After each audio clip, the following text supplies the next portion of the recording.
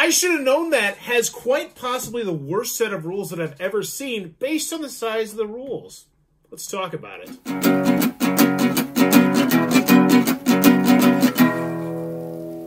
What does that even mean, Bauer's Game Corner? Ahoy there, YouTube! We're back again today for another Thoughts in the Corner with my good friend Ronnie. We're talking about I Should Have Known That, a trivia game about things you ought to know. This is from Huggy Games. It has 110 cards with 440 questions. And in I Should Have Known That, you are going to choose one person to be a scorekeeper. They're going to get a little pencil, a little bit of paper, and then that person is going to read one of the cards. And they are going to read the first question to the player on their left. It's going to be random trivia. Are there wild polar bears in Sweden? What is the Hindi language film industry known as? You know, there's like all sorts of, there's pop culture, there's like a Nobel Prize questions, it's all over the board. Now, this is where things get interesting. Typically, at this point in the video, I would try and tell you more about how the game plays so you can get a feel for the game. That's how these videos work. However, they decided in their infinite wisdom to make an absolutely atrocious box insert. So bad that literally the first thing I asked when Ronnie came over was like, hey, you mind reading this to see if this is as god-awful as I think it is or if it's just me? And no, it's not. Because, and I want to read this, I'm going to break this down. I want to explain exactly how it works. So I read the question out to Ronnie because he's the first player next to me. And then he has two choices, okay? You can either skip the question or answer the question. Now, that sounds pretty typical for a trivia game, right? Well, here's the thing. If you get the question right, at least according to the rules, nothing happens. You don't gain points. There is not a single word, sentence, phrase, picture that implies that there is any way to ever gain points in this game. And on the back of the card, it specifically says You lose points. Yeah. Now, it doesn't actually tell you how many points you start with, so I'm assuming it's 0. So it's like negative. It's like you want to have the highest score, but everybody's going to go negative. But if you can skip a question, I'm assuming you don't get the negative points. So your best strategy would be to skip the question every time if you know it or if you don't know it. And then if it's skipped, does it go to the next person? Or also, like, what happens when it gets back to me and I have to read out a question? Does that mean I'm just done with the card and then Ronnie takes his turn? All those questions and more are not answered in this incredibly simplistic game where literally you're just going to read 4 questions off a card and then write down a score. How do you fudge up that bad, Huggy Games? And I'm talking specifically to you because there are not many videos on the website about this game that you 100% screwed with the Amazon ratings with. Yeah, I'm talking to you. I know you did it, Tom Huggy, or whatever the hell your name is. This has, like, what was it, 20,000? It has some stupid amount of reviews on Amazon. 4.5 stars for this pile of horse crap. This is not a game. This is more like an activity. A game implies that it has rules, and these rules are terrible. And the bottom line is, and this is where I get extra angry because I'm a reviewer. Ronnie's going to talk too, I promise. But I know that you have done numerous print runs of this game. You don't get to that many reviews. I'm back a little bit. I'm shaking the camera. I'm so mad.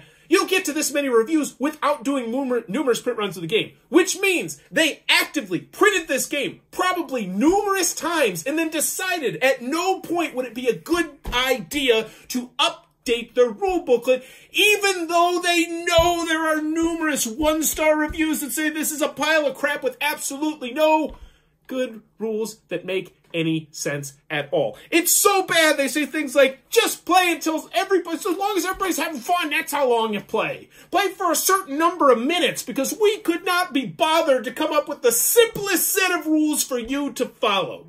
We literally tried to play this game tonight. We had no idea how to play it 2 players, despite the fact it's 2+ players.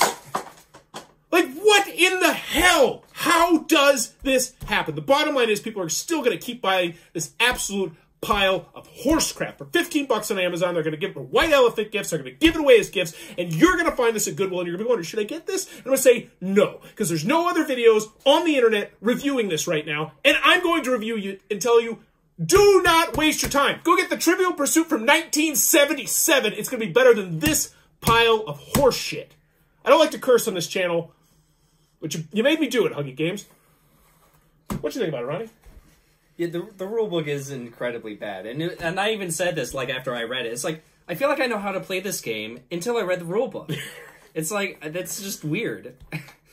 But yeah, there is no positive points. There's only negative points, and it says you can skip. It never says you have to go back to it. If you play the game as written, it says you read the question, and if they skip, you go to the next question. It says that. So if you skip, you go to the next question, and it also says when you are done reading the last question, you go to a new card. So you don't circle back according to the rules as it's written. So yeah, if you just want to gamer it, you just never answer a question. You just skip, which is just weird. And I know you're saying, well, then don't just gamer it. But still, numerous print runs. You know this is an issue. You have numerous one-star reviews. You paid for your 5-star reviews, I'm going to guess. And it certainly does not specifically say how to play a 2-player game. Like, the rule books are for a team game. You paid for your reviews. You did it. You PayPal people. You said you go buy the game, you give us 5 stars, we'll give you your $15 back, and you get a free game.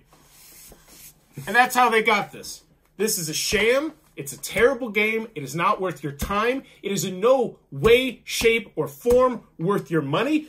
And then we can get into the actual gameplay. Like, we ran into one question. We played for like 10 minutes, and it was like, no, we're done. And it was like, what's the 3rd largest city? And you get, well, is that by population? Is that by capital? Some of the questions are like, they seem... So how they do it is they try and make it so that if it's a hard question, you lose less points. And if it's an easy question, you lose more points. But sometimes you're like...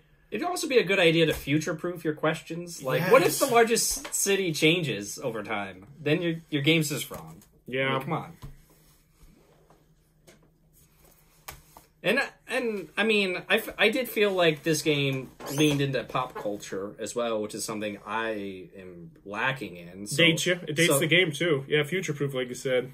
Yeah, so a lot of the pop culture questions I didn't get. It was kind of interesting because there were some questions on there I didn't know, and I was like, yeah, I should have known that. Oh. So it kind of makes you feel dumb when you don't know a question you should know.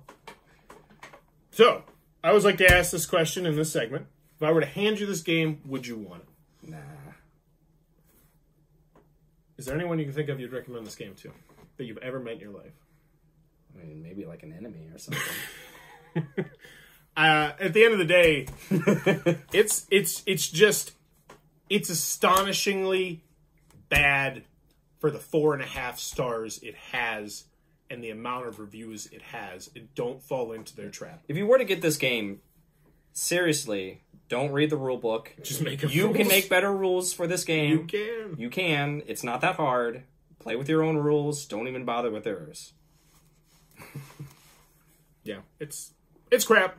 It's crap. I should have known that this sucked. But luckily, now you do. If you're enjoying the content, please be sure to click on that subscribe button down below as I'm trying to reach 17,000 subscribers this year to make 2023 my biggest year ever in the history of the channel. And in the comments below, let me know. What's your favorite trivia game? You got one? Do you have a trivia game you can think of that you like? Yeah. What's that? Is that a trivia game? I'm going to grab mine. No, I'm not, because I don't know what it is. Oh, Wits and Wagers. Oh, Wits and Wagers is so good. You ever tried Wits and Wagers Vegas? Yeah. Oh, yeah. Wits and Wagers Vegas. Yeah, I got the cool mat. Yeah. You got one of those too, don't you? Yeah. Those mats? Yeah, we got them at the same time. Oh, yeah. Those at Origins when they got you into the... Yeah, okay. Yeah. Well, I was going to say Take 5, which is a fantastic on-the-go party game that completely blows this pile of horse crap out of the water, but honestly, I like Wits and Wagers Vegas. Wits and Wagers is pretty good. It is. Regular version, Vegas, family version, you can't go wrong with it. There's a reason that it's an evergreen game. It's spectacular. Way better than this garbage. But if you enjoyed the content, please be sure to click on that subscribe button down below. I already said that. Sorry. Bye-bye. This video is brought to you by all of my amazing Patreon supporters, and I would love it if you would join their ranks and have your name immortalized in the end of many of my videos for the end of time. But consider for only $1 a month, and as always, thanks for stopping by.